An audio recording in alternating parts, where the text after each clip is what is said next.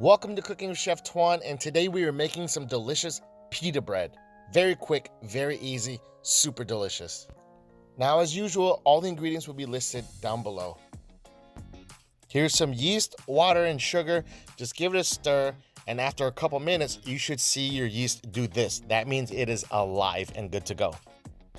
Now, this pita recipe is really easy, and it's a good thing to know how to do.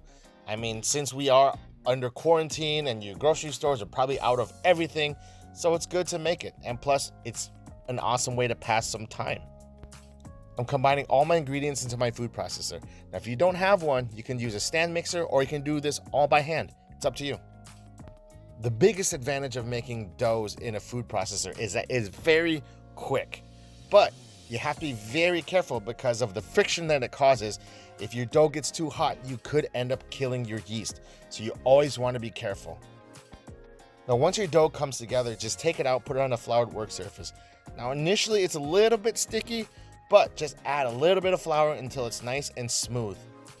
And once it comes together, you're gonna see how beautiful and sexy this dough is. And now in a greased bowl with some olive oil, you wanna put your dough ball in there and let it rest for about an hour and a half. So I will be making some hummus and falafel in future videos, so keep an eye out for that. And guys, if you like the content, please hit the like button and subscribe.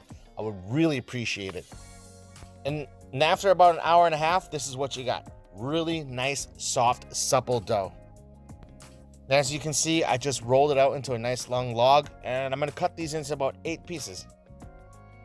That will give us some nice, decent sized pita breads. And once you got all these little guys cut, the next thing you have to do is just to shape them into nice little balls.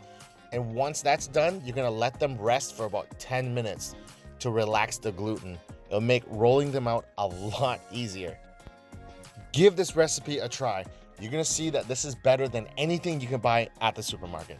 Now, after you're done shaping these, let it rest for 10 minutes.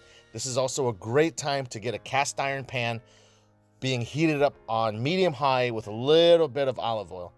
And now all you gotta do is just roll these out into about 6 to 8 inches in diameter and just drop them into the pan and let it cook for about 2 to 3 minutes per side.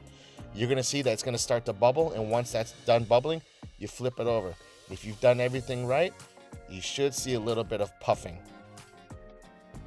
Now you just gotta do this for all the rest of your pitas and keep them on a plate stacked on top of each other with a towel on it. That way they will all steam each other and get them nice and moist, soft and fluffy.